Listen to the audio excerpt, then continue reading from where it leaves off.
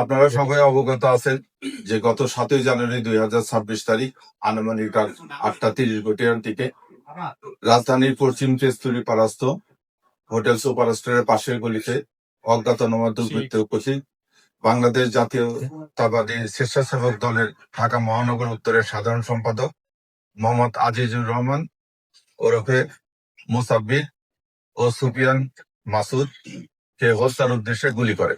ঘটনার পরপরে আহত দুইজনকে চিকিৎসার জন্য নিকটস্থ বিআরবি হাসপাতালে নিয়ে গেলে কর্তব্যরত চিকিৎসক মোহাম্মদ আজিজুর রহমান এলাইস মুসাব্বিরকে মৃত ঘোষণা করেন এবং গুরুতর আহত সুফিয়ান ব্যাপারী এলাইস মাসুদকে উন্নত চিকিৎসার জন্য ঢাকা মেডিকেল কলেজে প্রেরণ করা হয়।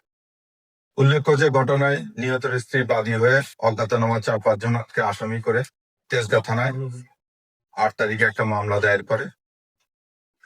পরবর্তীতে মামলাটি নিবিড় তদন্তের জন্য ঢাকা মহানগর গোয়েন্দা পুলিশের নিকট হস্তান্তর করা হয়। প্রিয় সাংবাদিক ভাই বোনেরা, জানেন যে এই ঘটনাটি একটি আলোড়ন সৃষ্টিকারী ঘটনা ছিল এবং ঘটনার অব্যাহতি পরে আমরা ছায়া তদন্ত করার জন্য ডিবির বেশ কয়েকটি টিম আসামিদের শনাক্ত করা, যেহেতু অজ্ঞাতনামা আসামি ছিল, আসামিদেরকে ওইভাবে কেউ আইডেন্টিফাই করা যাচ্ছিল না, তা আসামিদেরকে শনাক্ত, গ্রেপ্তার এবং হত্যার মোটিভ উদ্দেশ্যে কাজ শুরু করে।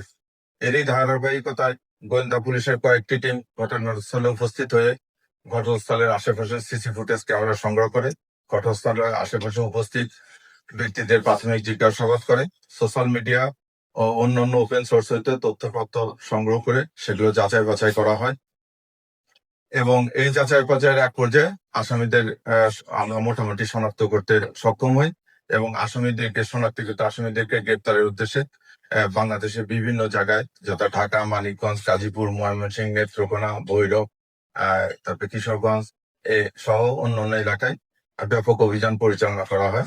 এই অভিযান পরিচালনা করে এই হত্যার সাথে সংশ্লিষ্ট 2 জন শুটারের একজন জিনা পিতা আব্দুর রশিদ, তাকে গ্রেপ্তার করা হয়। ঘটনার মূল সমন্বয়কারী মোহাম্মদ বিল্লাল হোসেন পিতা শহীদুল্লাহ, তাকে গ্রেপ্তার করা হয়। পাশাপাশি শহীদুল্লাহর ভাই আব্দুল কাদের, যে ঘটনার পরবর্তীতে আসামিদেরকে পলায়নে সহায়তা করা, আসামিদের মোবাইল পরিবর্তন করা সহ অন্যান্য কাজে সহযোগিতা করে, তাকে গ্রেপ্তার করা হয়।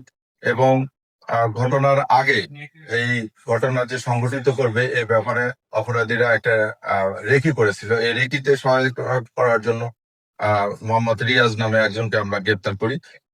তাদের এবং এই গ্রেপ্তারকৃত ব্যক্তিদের কাছ থেকে একটা নাম্বার প্লেট মোটরসাইকেল উদ্ধার করা হয়, যে মোটরসাইকেলটি হত্যাকাণ্ডে ব্যবহৃত হয়েছে। এছাড়া তাদের নিকট থেকে 6,000 নগদ টাকা উদ্ধার করা হয়।